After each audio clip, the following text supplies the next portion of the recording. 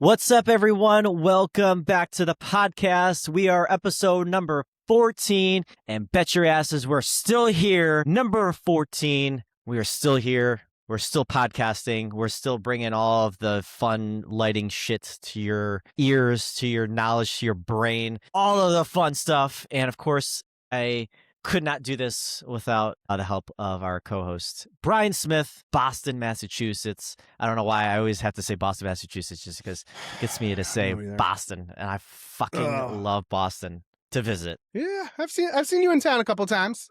It's been a while, but I've seen you a couple times in town. Yeah, yeah. So we went to the holiday the Christmas little like festival that y'all had by like, was it North Harbor? No, what's that harbor called? Harbor Bay? No, whatever. It was fucking cold, man. Oh yes, we were in the Seaport district. Seaport. I knew it was something with sea in port. Mm-hmm. Yeah, so we went over there. I think we did like one night or maybe 2 nights, and I finally got to try some clam chowder for the first time. Damn, I'm not gonna say it's it. good. What? You're not gonna say clam chowder? Okay. I was like, what, did I say something wrong about clam chowder? No. It's funny. Friend of ours and celebrity influencer now at this point, Eric Rhodes, was in town probably like 2 summers ago, and it was in the summer, and we went down and we saw one of our other friends, CJ, for a little bit. Went and he was like, what should I eat when I'm here? I was like, seafood, definitely seafood. Yeah. Like, you have to have seafood here. And instead of, I gave him the option between nice seafood, fancy, or fried, and he made the right choice and chose fried. And so we went and grabbed some fried seafood down in the Seaport. So yeah. And that was like, Eric was very popular at that point, and he's probably gonna kill me for saying this story, but he was very popular at this point, and nowhere near where he is now. And we were standing in line to get into this place, and he couldn't understand why, especially teenagers and stuff like that, why people kept on staring at him. It was just very funny. I'm like, Eric, it's you're internet famous, Eric. People know, people recognize you. They might not be able to tell exactly who you are, but they recognize you. And it's I guess I'm not shitting on Eric. If you've ever had the pleasure of meeting Eric in person or hanging out with him, he is absolutely one of the nicest people you will ever meet in your life. He is a salt of the earth kind of guy. So, the last time him and I chatted with him, we were scooting from, this was DJ Collective in Scottsdale or whatever a couple years ago. Yeah. And we were scooting from the after party to, I don't know, an In-N-Out burger type. I don't know if it was In-N-Out or some other burger place that was open at 2-3 o'clock in the morning. And scooting at that time, getting some burgers, and then scooting back, and then someone's scooter died or whatever. I don't know. Anywho, but he is such a good human. I love that guy. He's awesome. For sure. And I think I think DJC in Scottsdale is definitely where I met him. I mean, that may be where we met too. We may have met before that. Well, the retreat. So it wasn't technically the collective. It was the retreat version. So it was last year, 2 years ago, whatever. So anywho, I just went on a freaking tangent about my favorite city, Boston. I know that's not how you say it, but I love it. And then our favorite celebrity DJ influencer. Yes. Love him. What are we talking about in today's show? We're talking about moving lights, moving heads, intelligent lights. However you want to fucking say it. It's the light that moves. But as we introed in our last episode, we have some segments, and we're going to do the segments first. So let's go. You definitely reference this one. Put on your earmuffs if you have sensitive ears, but I don't care. Good or shit. Good or shit. This is the first segment of good or shit. Good or shit. Good or shit. Not shit. Not good or shit. No, good or shit. Or that's the new segment line. Good or shit. Good or shit. Yeah. Good or shit. Yes. So let's see. We're gonna do the old screen share here, and all right. Brent has seen these, but we're gonna share them anyways and get some reaction. So yes, this is no shade to. I think this one speaks for itself, Brent. I feel bad. I don't want to call out the person who posted it because they meant well. But as you know, the road to hell is paved with bad intentions. I'm gonna circle it back while we continue to talk about it, because I think just loop this shit. so that Yeah. people can see, or looped is good or shit. Yeah. Good or shit. Good or shit. Yeah. There's so much to say, and at the same time, I'm speechless about it.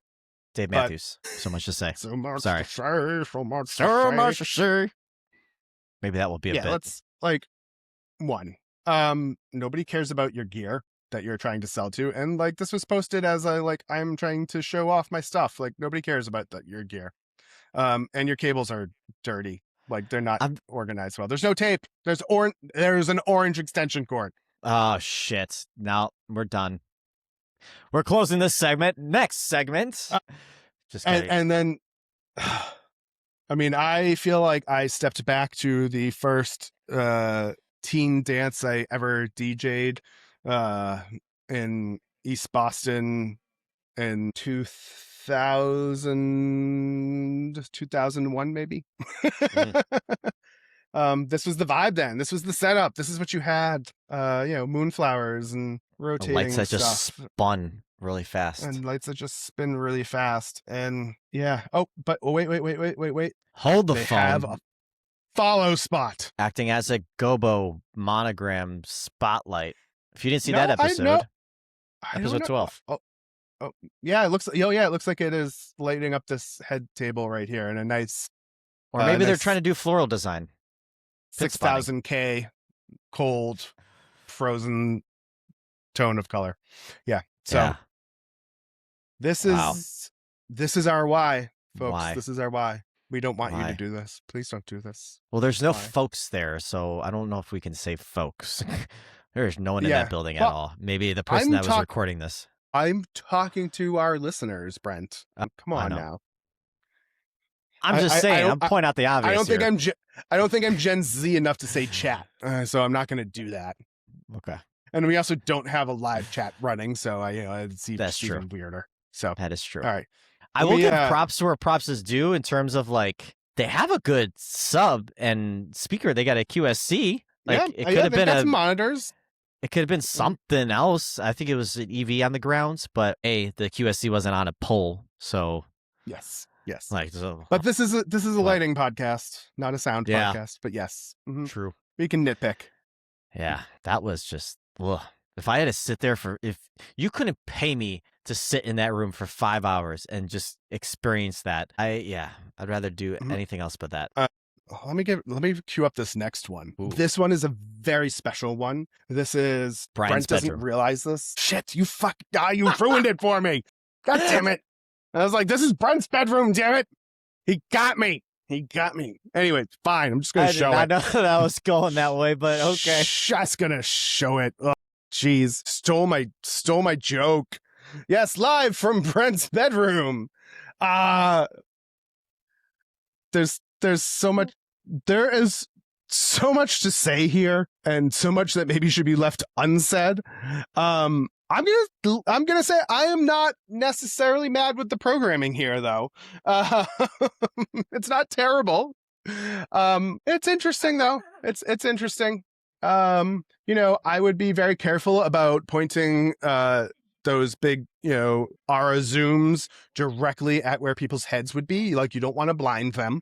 And then that center spot, if you are, there's a lot of rails and stuff going on in here. So, that center spot could cause some problems for you if you are making full use of the space, let's say.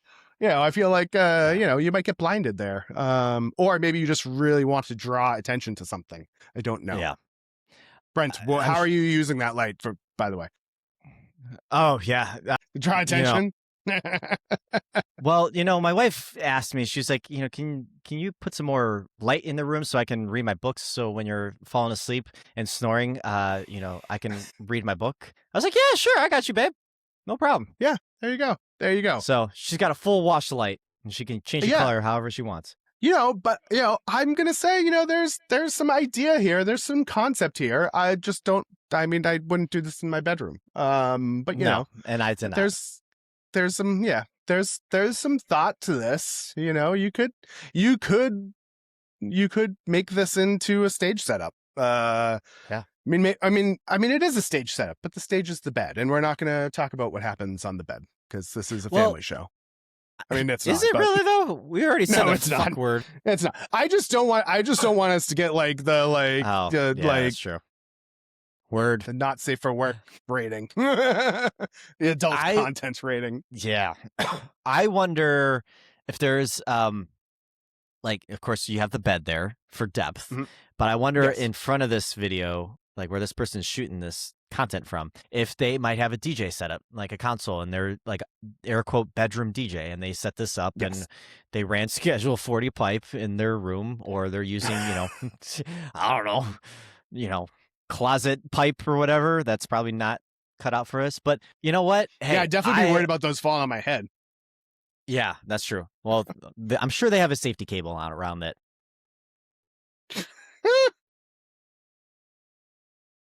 But for this one, I'm going to say good. Just because. Yeah, I mean, the last one we didn't actually say it. The last one is definitely shit. I'm gonna give this a soft good, but only because I can see past the setup. I can see where the thoughts were and the ideas were. I don't love green when programming, but that's fine. But I'm gonna say like this could be set up in a way that was good. So I'm gonna give a soft good, as soft as those pillows on this one. They could be rough as hell. You never know. I don't know. They could be. All right, I can't look at those anymore. Yeah. Ooh, man. That was good shit. Good or shit. I was. Good or shit. Good or shit. Good or shit. Let's go next segment. Yeah. Yeah. Actually, do we need a pause to set this one up? Because I don't think we actually pulled anything up for this one. Oh, no, I was just gonna talk about it. Okay. Cool. That's fine. I'm gonna. Unless you want to work on the image. And back. All right, so we're back. There's nothing that happened in that cut. No, so nothing. Next segment is we're going to talk about some new gear that came out a couple weeks ago currently that's kind of touching the market. And the reason why I wanted to talk about this is because not only did it come out, but it also kind of already has made it into Facebook groups. And one in particular was a church group that I don't know how, like an AV church type thing, whatever. I don't know how I came across it, but I don't know if someone screenshotted that and then posted it in another group. But anywho, it is the Sentinel. Is that how you say it? Sentinel Wash Q120 from Chauvet DJ. Again, this is not sponsored at all. We are not getting $0 from this or anything like that. But the reason why I brought this up is because the people that bought these kind of did a quick little shootouts between the Sentinel Wash Q120 and the Rogue 2X Wash. And if you're kind of familiar with the Rogue 2, it's kind of just a moving wash light that has, I believe, RGBW. I don't know if they have a warm white color in it.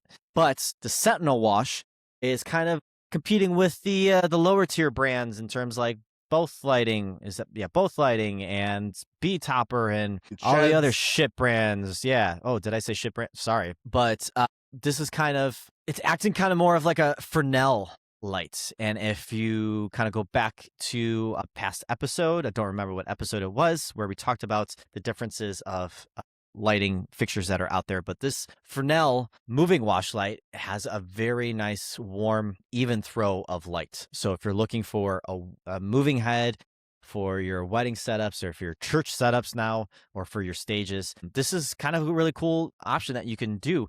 And I believe they also have it in ILS form in some capacity of other different names of some kind.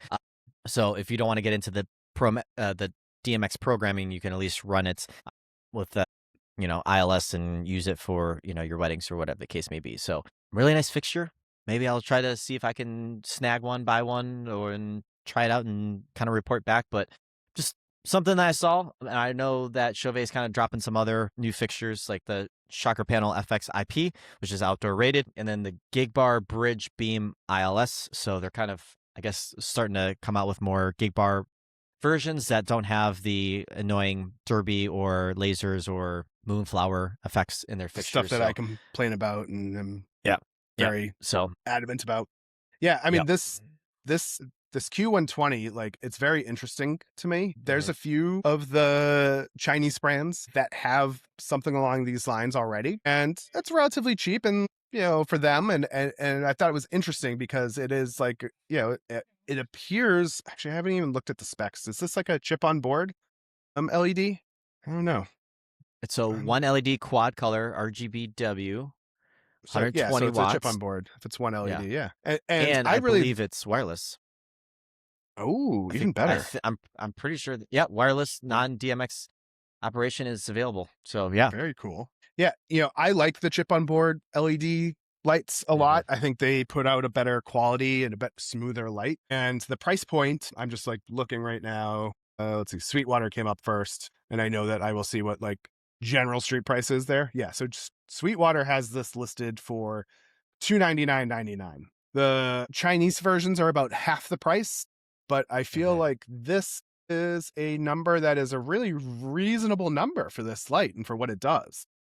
So, I mean, they're definitely on my radar because I don't, I like moving washes a lot. And I think, these are something that I will definitely think about picking up. And then there's a couple of other ones like in the line as well. So there's the Q7Z, which I think looks more like a like BI type fixture.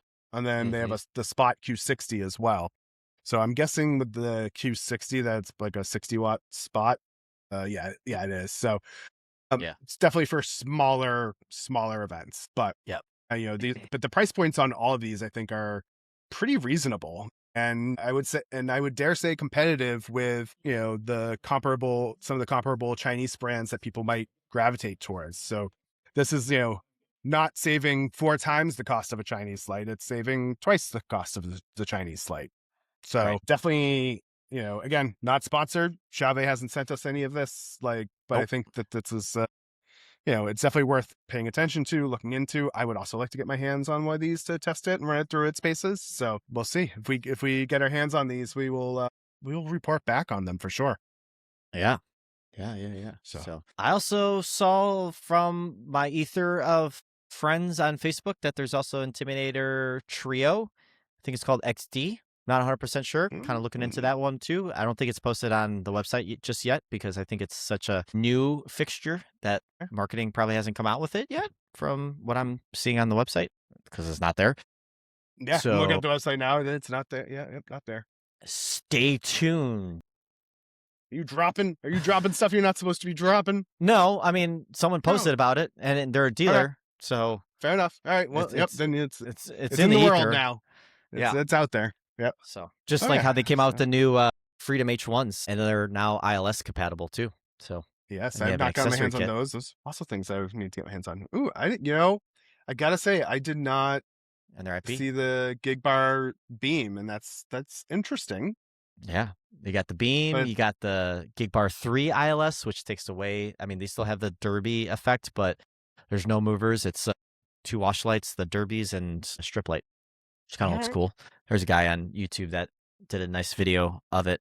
Yeah. Ooh, does this beam on the gig bar beam does a wash as well? It's like a quasi hybrid. Yeah. Ooh. Yeah. All right. So I know. Maybe me shitting on gig bars has made some change in the world. Maybe the conversation you and Alan had has changed. Maybe. Yeah. I'm not necessarily gonna shit on this one. I need to do some research on it. I'll send you the video of the guy that did it. I thought it was really good. Right. Interesting. That was very interesting. Good. But this is a good segue because, guys, we're talking about moving heads on this episode. Oh, we are. So, I think the first question that we need to ask about moving heads is, do you need them? Oh, you're asking me. I'm saying no. Or you're saying no. I'm going to say, I'm saying maybe. I'm saying maybe. Well, you know what? I'm going to say yes. Okay. I'm going to go against you here. I'm going against the grain. Why do you say no? Because I think that especially when you are a newer DJ starting out, going out and spending money on moving heads is like playing Keeping Up with the Joneses. Like you're trying to like show that you're a true like professional DJ. And I think there are better things that you can spend your money on. There are like I have moving heads. I own moving heads. I use them. There was a time that I actually didn't own any moving heads after owning them, that I wasn't using them, but I'm back in the moving head fold. But, a lot of what you are trying to accomplish at like most of your weddings and like social events, like, are they nice? Are they fun? Yeah, but you can do a lot. And I've said this, whether you've taken a workshop with me, I've said on previous episodes, you can do a lot with just a couple of uplights or power washes. You can create a lot, and you don't need a moving head to create a cool lighting look. Mm-hmm. I think it is something to aspire to. And I think that it is something that you should eventually put into your kit, but I don't think it's something that you need right off the bat. Yeah. Okay. I respect that. The reason why I say yes, you do, is I think nowadays that they're not like spots anymore. They're moving heads. They're hybrid versions. So there's multiple different variations of a moving light. You have the spots, you have the washes, and you have the hybrids. The washes are really great for just washing your dance floor or washing a stage. The hybrids, twofold there. And plus two, you Or can kind threefold. of, or technically threefold, yeah, because you can use them well, as a yep. beam, use it as a wash. You can do some really cool effects with them too if you program it the right way. And then, of course, you have your moving spot. Like those are standard. You could throw, texture and color and all that fun stuff. I think nowadays, because of the new technology that's coming out to simplify the process of either DMXing, and I'm going to put quotes there, DMXing, or actually DMXing them. Again, not a sponsor of the show at all. There's no money getting exchanged here. Like literally, truth to truth. The Chauvet ILS ecosystem, where they're utilizing the built-in programs in those fixtures. Both anything that has ILS on the name is part of that ecosystem. So if you get the ILS command, which is kind of like a little controller that you can bring the dimmer up, strobe, sound, active, whatever that stuff, you can pretty much activate all of the fixtures that you'd want. So if you have two of these moving heads, like for example, we're batching this on right after Memorial Day weekend. This past weekend at a wedding, I had to have movers at my wedding. Just didn't have time with the wolf mix and whatnot. I probably said this on the other episode before. If not, sorry. But I didn't have time to program, and I had a new assistant with me. So I was like, here's the ILS.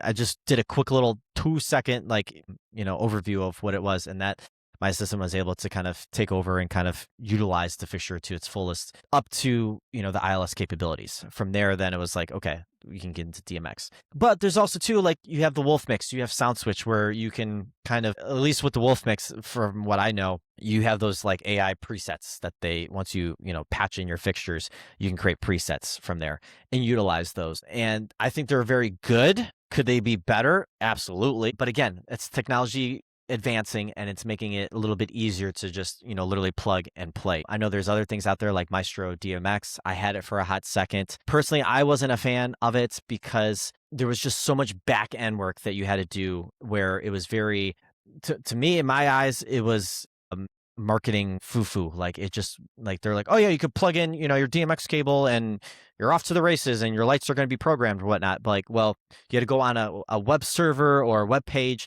put in your fixtures that you're using, make them primary, secondary, and then whatever the third option was. And it was just very there was too much. And I was like, I could just do this with the ILS, or I could do this with the wolf mix 10 times quicker than to do it that way. But again, technology is advancing and it's making it easier. So I personally think, yeah. Do you need them? Yeah. Because I think it just adds a different flavor, and you can bring a different approach to it. So if you don't have any washes or uplights or whatnot, you can texture the room, or you can wash the room because of the fixtures that you might have. Now you might be limited on what you do because of the specific fixtures that you get, but I mean, you're at a certain, you're kind of like almost, I would say like almost instead of step 2, you're at step 3, but you're still missing step 2. You somehow jump to step 3, but need to get step 2 as well, if that makes sense. Mostly. I'm following Mostly. you. Yeah. And the real question, I think, is like, what should you buy? So like we hit on, you've got beams, you've got spots, you've got washes, you've got hybrids, which is going to be 2 or 3 of those put together. But you also have a lot of moving bars now. There's a lot of stuff that's coming out. You have moving strobe panels. You have some of the bars that even do zoom focusing, even if they don't, not necessarily moving on an axis. Their lenses zoom and focus. You've got, actually, there's, what is it? Is it the Wave or something that Xiaomi Pro has that has like a whole bunch of different moving heads, like the head Pixel pieces? Curve It's a bar. 12. Yeah, that Yes. thing is Like, sexy. there's a lot of options in moving heads, and something that we have definitely hit over the head, pardon the pun, a lot is, you have to be careful because some of them aren't going to work for what most of us are doing, because you don't have atmosphere, you don't have haze or fog. So what should you buy?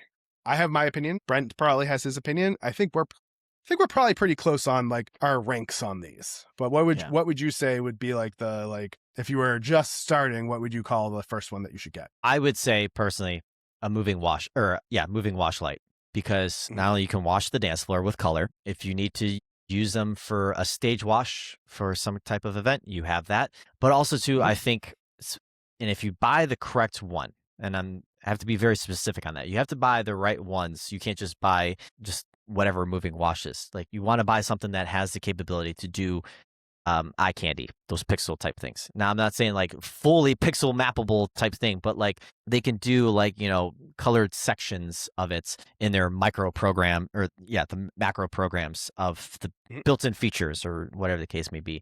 So it kind of just acts as a third element of, now it's a eye candy fixture, and you have a little bit more play in what you're doing. So if you don't want to, wash the dance floor, you can point it straight out, and hey, now you're acting as a, I don't know, like a wash effects, where it's washing, but also it's being playful with the music. What's your take, Brian? Yeah, I mostly agree with you on that. I think that the first moving head that you should get is a wash for sure, because it's the simplest one too. It is the simplest one to program. It is the simplest one to start learning how a moving head works, how to program it, because you're not worried about gobos.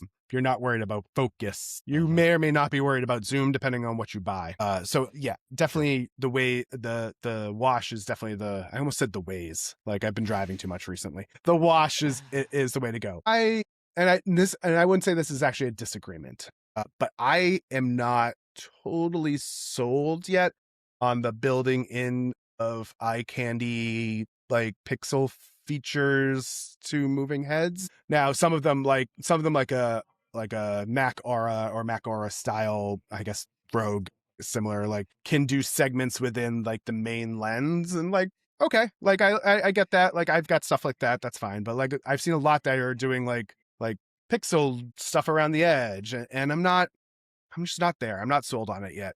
I'm the jury's out for me on that. So it definitely allows you some more flexibility and to do some separate things. And I'm not even saying that it's bad. I'm just saying, for at least my aesthetic, what I'm trying to accomplish, I'm not sure that those are the right choice for me. Yeah. But second up of what I would buy, and I would say that this is actually probably a little bit of a toss up. I would either buy a spot or I would buy a hybrid. Okay. See, I would have put hybrid last, just because of the more intricate little DMX channels that you have to go through and program. For sure. The hybrid is definitely going to be a more intricate fixture, but I'm going to say spot. Let me start with the spot part, because the spot is what is going to give you a lot of flexibility. A lot of spots will have, at least they'll have an open pattern, so you can sort of play with the focus and make it a little bit of a wash.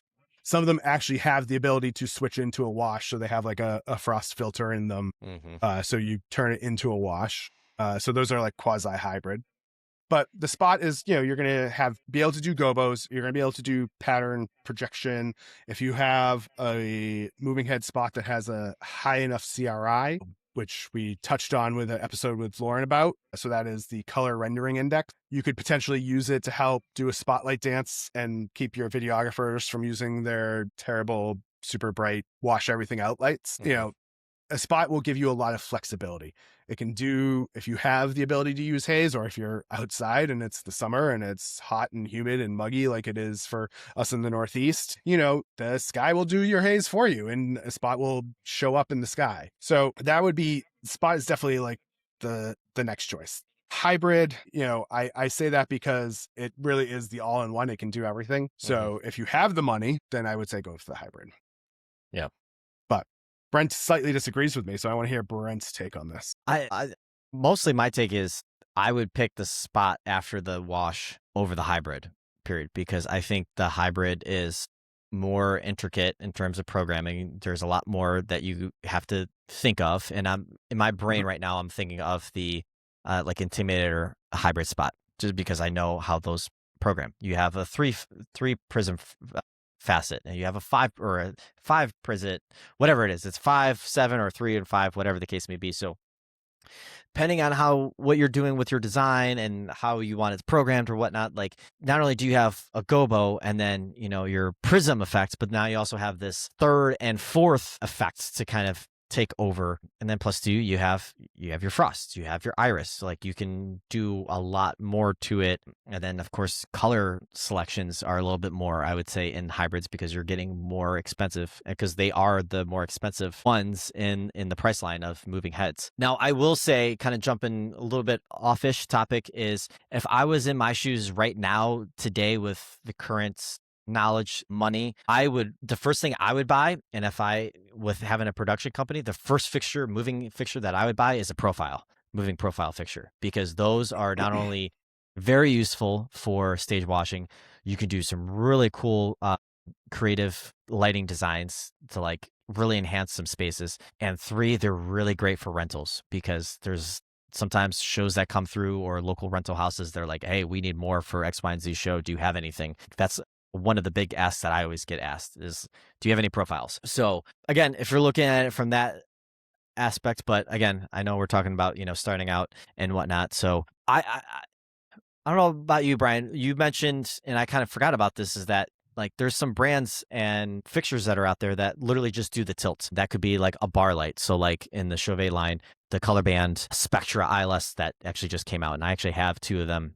that I'm kind of doing a video on, and they're really great. Like they are really great eye candy. They're great wash. They move. So I guess from that aspect, like I would probably bump those up before you get a moving wash light, because you have something that's a little bit less expensive. Well, I guess it kind of just depends, because if you're getting like, say the Sentinel wash Q120, you said that was what, $299 on Sweetwater.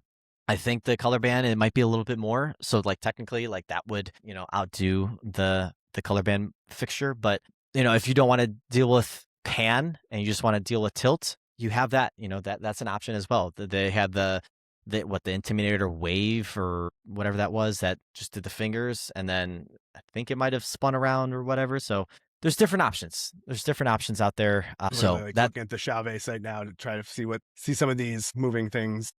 Yeah. And people would be like, Brent's such a Chauvet. I have the website pulled up right here, and I just know a lot about their stuff. So I'll pull up the ADJ website, so where we can be, Okay, there you go. Yeah. Maybe more formal. So I can be looking at those. Yeah. And I've said it on the pad, I think in the past, where I just don't like ADJ because they have the power outlink. You have to have that the male version of the IEC, and it's like, I'm sure now they have PowerCon and true ones now, but that was just my biggest turnoff with them. Is like, why? And Chauvet had the Edison input for output. So sorry, my opinion. I get that. My opinion only. Yeah, it's the bars and like the panel like movers. Mm-hmm. I don't know that I necessarily move them above a spot, but I definitely put them above a beam for sure. Yeah. Oh, 100%. Yeah. And I feel like beams should only be like for production, festivals, concerts. Like you don't need to buy those. DJs don't need to own them. DJs do not need to own beams. No, you do because if you have a beam, if you have a true beam, like a Roby Sharpie, like those, if you have it pointed at the ground or a wall or whatnot, they will burn. They will burn a hole. Because and even light carpet on fire with those things. Yeah, because you're talking about an actual incandescent bulb in that fixture that is getting the shit beamed out of it to output what they do. Like that bedroom photo that we saw earlier in the episode. Like you don't need that. You don't need that. You can do it with a hybrid fixture. You can. I think beams just need to go away completely. That's just my quick take. And they're cheaper to make. DJs. For DJs, let me just clarify. Yeah, and they're like cheaper to make for like the budget manufacturers, I feel like. So that's why you see so many of them by the budget manufacturers, is because they're cheaper and easier for them to make. Yep. Couldn't tell me how many local guys have it. Yeah, if you're buying a moving head and the lowest prism number starts at 8 or higher, you are buying a beam fixture and you shouldn't. Like, it's if you have a 12 prism beam or an 18 prism beam, prism on that moving head, it is a beam fixture and you don't need it. But with the moving panels and the moving bars, and especially some of them do zooms, if you find yourself on a stage or doing stage setups on a regular basis, I think this is a really great thing to invest in, because instead of necessarily having to run a bunch of different moving washes or pars on the upstage to to wash the performers or to wash yourself or whatever you're doing, 2 or 3 of those will wash your entire stage for you, give you eye candy effects, be able to do some cool movement effects, and it's definitely worth looking at. I do not currently own any of them. I have a project I'm working on that I might look into buying some of those, but I think that they are an interesting fixture. They can be used pretty well. And then there's even some that are just the zoom. They zoom in and out. And you might not necessarily quantify those as a moving head because they're not moving on a XY pan tilt axis. But even those, I think you can do some really cool things with those, and they're worth thinking about. But yeah, beams are garbage. I mean, they're not garbage, but they're not for the 90% of the people who are listening to this or watching this. You don't need them. Yeah. So don't buy them. Except for the people that watch the Instagram reel clips that will hear this and that are 9 times out of 10 festival people, because that's a lot of people that have followed this are festival people. Yes. It's yes. Don't grill us. If you are a festival person, if you are a festival person, if you are doing large scale production, if you're doing large scale outdoor production, yes, please buy the beams. Yes. The beams are super cool. The DJ charging, anywhere between, $1,500 and $3,000 for a wedding does not need them. Don't buy them. You don't need to buy them. $1,500. I thought you were going to say $500 or $100 DJs up to. Anyway, no, sorry. if you're charging less than $1,500 for a wedding and you're watching this right now, here's some tough love. You are fucking yourself. Stop doing that. And you're just know your worth. You are worth more than that. Yeah. Yeah. That's true. So I guess that technically answers our question of what's overkill, which are beams. Don't need them. Yeah. Yeah. And I think, we kind of mentioned this on our last episode. We were talking about the differences between event lighting and nightclub lighting. You probably don't need more than 4 movers at most weddings and private events, for the DJ scale of things. We're not talking doing a big corporate stage or anything like that. We're talking big birthday party, wedding. You probably don't need more than 4. Yeah.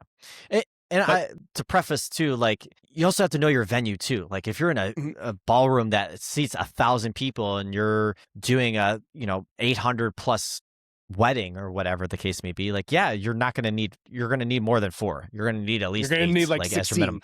Yeah. But that's when you're also moving into. But that's when you're also moving more, if you're doing weddings that large, if you're doing parties that large, I would say that you have switched from the DJ who can do it to a production company who has DJs. Right. Exactly. So Brent is production company that DJs. I am the DJ that can do some production. And there's a difference. I do not have the warehouse that Brent has. I do not have the stock that Brent has. But but that's why we're here, is because we have slightly different approaches and slightly different businesses, but still the same passion for this. So knowing what's overkill, and I said it's also how you're going to use them. We talked about doing spotlights for first dances or parent dances, and you need to be careful with it. Know the quality of the light that is coming out of your fixture. If you have a video team and you don't have a high CRI moving headlight, you probably shouldn't do the spotlight dance. And if you do have high CRI lights and you know that, you should discuss it with the video team. For me, I'm always trying to have at least a quick conversation with the visual media people, photographers, content creators, videographers, about what my lights are doing, what they can do, what they're not going to do. And I think that is an important conversation. And, how we're using movers, we need to be careful of, because it can be overkill. You've heard us talk a lot about overkill or doing too much flash and trash. So think about how you're using movers. What are some of your favorite ways to use movers, Brent? throw texture in the room. I think that's kind of like my biggest thing that I absolutely love doing, especially when I have the specific fixtures that I need and want on a show. I'm always trying to create that wow factor. And at a past recent nonprofit gala, the theme was like outdoors because we were trying to like replicate their like facilities so that people got a sense of home, community. And when people came into the main ballroom for dinner and the program, we wanted to change it up throughout the whole event. So when everyone came in, it was very bright. It was like, sky blue with a little bit of, texture in the space. And then as we got into dinner, it started getting into evening. So like we started bringing in a little bit more colored texture in the space to kind of show like tree branches and movement and things like that in a slow moving pattern. So that's like kind of like how I'm looking at it. And now I understand that that's not like a wedding type thing, but like you could still do the same thing with a wedding where Can be. you're throwing texture either. Oh, actually, one wedding I threw the texture and the movers across my booth and dimmed them down to like 10%. Did a slow little movement, and then with some other lights that I had around me, and it looked really cool. I actually looked at my sister and I was like, I'm not gonna lie, and I wasn't trying to put texture or tension on me. It was because the room looked so beautiful from what the wedding planner did that I didn't want to just throw my lights out there and say, all right, here's my stuff.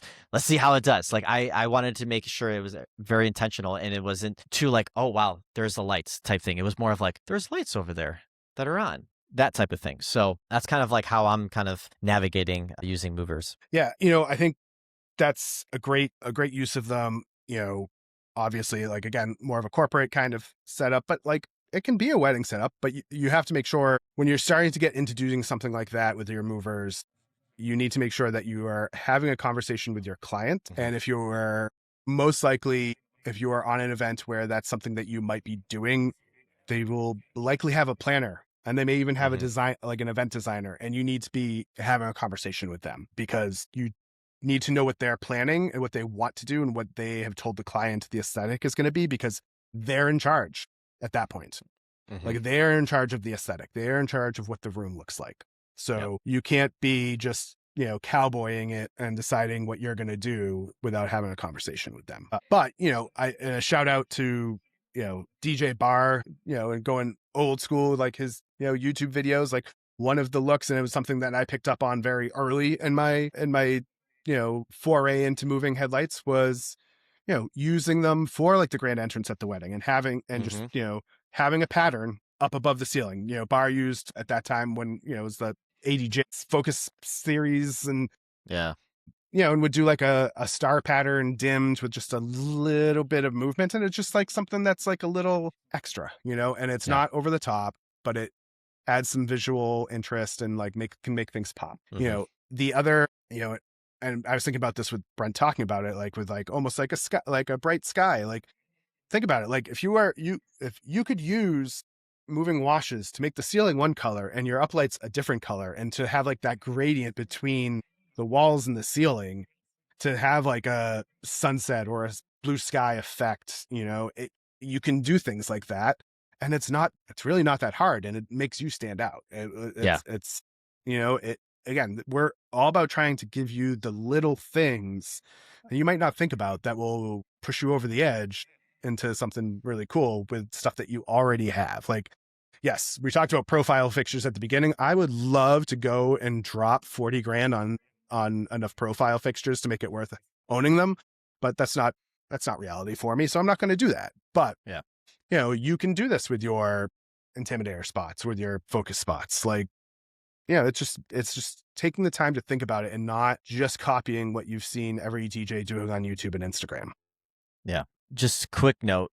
What are your programming do's and don'ts with moving heads? Like, are you using them the whole time, or are you just keeping them for dancing? Like, what's your quick little, like, in your brain, like, how are you using them creatively? All right. So if we're talking a wedding, because I feel like that's like generally the default for most DJs when we're talking about this kind of thing. If we're talking a wedding, I may use my movers during the grand entrance if we're doing that. Although I'm doing a lot less of them now, so it's not not necessarily something I do a lot. I'm probably not necessarily, well, with what I have, I'm not using them during dinner or for walk-in most likely. Because I'm using like a BI style wash zoom beam kind of thing. I know we said don't buy beams, but BIs are a whole different thing. But I like the flexibility that they give me, so that's why I like them. Yeah. And they also don't put crazy patterns for the most part. I like them. So I'm probably not doing as much like putting up a texture pattern with them. I mean, I can, but it's not as much. So I'm usually saving them for dancing. I could program them to do spotlight dances if I wanted to. I don't do that a lot, but I'm generally saving them for dancing, and I might not necessarily have them on the whole time. I think that, for me, if I'm bringing out moving heads, I already have some other form of dance light, most likely. So I'm either gonna have pixel tubes or other kind of washes, and I want to kind of cycle through things.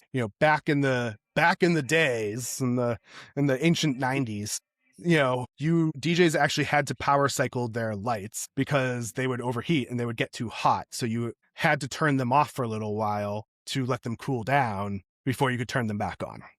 Mm-hmm. And eventually it got to the point that some of them would just shut down automatically and then they would turn themselves back on. But that kept a very dynamic thing, even if it was crappy moonflowers and derbies and stuff like that. It changed what was going on with the lighting. And now I think we've lost some of that with the, the coming of, and, everyone's utilizing LEDs. Like, we've lost the fact that, like, sometimes you should turn your lights off. Like, you don't need them all on at the same time. And I think that is something that people have forgotten about. And it's worth remembering. That was a good thing for DJs when the lights would automatically shut off because they were too hot and they needed to cool down. Professional lighting designers, professional lighting, light stage designs and stuff like that, they're not using everything all the time. Sometimes they've got lights that they're only going to use a couple of times. And that's what makes those shows really memorable and done well, is because there's thought put into it. So you don't need to use removers all the time. The other thing that I would suggest is, especially if you're using spots with gobos early on in a night, especially at a wedding, like when you still have the photographers there, because we know, like, a lot of times we don't have photographers for the whole night. Like, no gobos. If you're focused and aiming your spots onto the people on the dance floor, no gobos until for like the first 20 minutes of dancing or first half hour of dancing, or until the photographers leave. Because they will appreciate that you didn't do that and that they don't have to edit it, and that, like, maybe they had this great shot of the bride, but like there's a weird shadow pattern across her face, and now it's like not a usable photo, or they're gonna have to do too much Photoshop work to it. So that's definitely a don't, is be conscious of that. Or especially if you have pixel tubes or wash lights that are going to light up the dance floor, keep them above people's heads and don't actually bring them down onto the dance floor. That is one of my regular things, is that I tend to keep my moving heads just above people's heads, because they can blind people too. Like, if you have them super bright, or if you have them super beamed or focused, like, and they get in people's eyes, that's going to blind them, like, momentarily, and like not like painfully so, but like it's going to be like someone shining a flashlight in your eyes, and you get disoriented. It makes you uncomfortable, and you might like go and take a break from the dance floor because it's like, these lights keep on getting into my eyes. So that's a good point. I usually will set maybe one or two positions that actually touch the floor, and then everything else is usually staying above people's heads. Yeah. So okay, I like that. The only thing I'm going to throw out there is values. I know we talked about it last episode of what a value is, but it's pretty much just a fixture just moving around in a certain pattern that you created. But for me, is creating like at least minimum of 4 values for the night, because then you can kind of interchange with what you have there. Of course, the more the merrier, the best. Some options are fingers up and down, when you got it going that way. You could do figure eights. You can do a circle. And again, you can kind of manipulate how big or small that they're doing based on what Brian said, keeping everything above everyone's heads. But one pet peeve that I have that is a do not. We have the technology. If you are going to use your fixtures without DMX or whatever the hell, I don't know if other companies do this. I'm sure they do now, but like at least Chauvet, they have totem mode. Put them in fucking totem mode. Like, come on. It should not be hit behind me or be smacking the wall and then throwing color everywhere. Like, have your fixtures. If the dance floor is in front of you, keep it, less than 180. Yeah, 180 is flat. Yeah, so like, Yep. I don't know, maybe 120 from your footage, maybe even tighter than that. I know in the Wolf Mix, you can kind of rein in that, that space and whatnot. Do it. I'm sure you can do it in Sound Switch. You can. Yep. With the ILS, like you can kind of just make that movement smaller. So like, gosh, stop throwing it behind on the wall. Like the wall doesn't need it behind you. No, and it looks amateur. Keep it in front. Super amateur. Yeah. Oh my gosh. Every single time I'm just like, this guy doesn't fucking get it. Like, oh my God. Like anytime. The amount of text that I get from my wife, like, oh my God, you should see this, babe. Like the lights are doing this or that or what. And I'm like, oh my God, I should just put this on the podcast. Like people need to do better. That's a don't. Do multiple valleys as you can with color features. Don't always strobe. Oh my gosh. Like strobe when the song is calling for it. You don't have to strobe all the time. And then just keep it off the back wall. Or even from the sides too. And I honestly, personally, DJ too. Like I hate when that light hits me. I'm like, I need to fucking change this. I need to change because it's weird because I'm sometimes sensitive with light. Like if it's just too much, my head hurts later in the night, and then with the music. So rein that shit in. Like get it dialed in. Those are my do's and don'ts of how you should program the movers. I've got another do. Learn and understand pan, tilt, inverse, and when you should use it. Because that alone, like, because I can see someone that doesn't know that when I see their moving heads, when they've got, especially if you've got more than two, and like all of a sudden they only all move in the same direction with each other, like you are going to have a much better show if they are opposite each other. And so they cross each other. And like, sometimes you're going to want them all to move in one direction. Sometimes you're going to want them, to not do that. But like, if you have, say, like two moving heads on one side of you and two moving heads on the other side of you, at least, pan inverse, like one of them, so that you're going to have a little bit more of a dynamic show with your moving heads, or the beams are going to cross different. So he's just saying, fixture A, fixture B, you invert it, it's going to look like this now. So when you're moving it, it's going to, that type of thing. For those and folks at home, kind of this is a more of a technical programming thing. But when I used to do a lot of work with people on Sound Switch and kind of helping them get set up and doing some consulting and design stuff with them, in the Wolf Mix, this isn't as much of a concern, I don't think. But in Sound Switch, like, and I think even Show Express did like you just had a XY grid box with like 4 quadrants. Yeah, you had the circle that would follow it or do whatever your points are. Yeah. So a lot of lighting software and things, like, they do that. And at least for Sound Switch, my one trick that I always said to people is pick a quadrant, start playing with it, watch how your head moves to get to where you put it in that quadrant. And then once you start setting your positions, 90% of the time, every single position, you are going to want the dots for the position in that one quadrant. You are very rarely going to want it to be in another quadrant, because that's when it's going to start spinning all the way around to get to different places.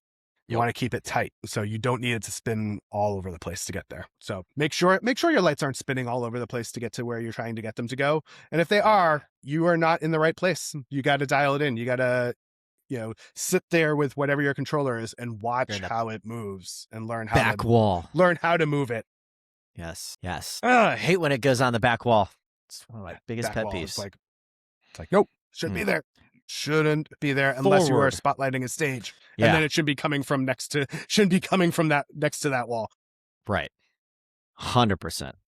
So, well, cool. I think we hit our points here. I think it's maybe time to hit the next scene, get the heck out of here, and go on to our amazing lives.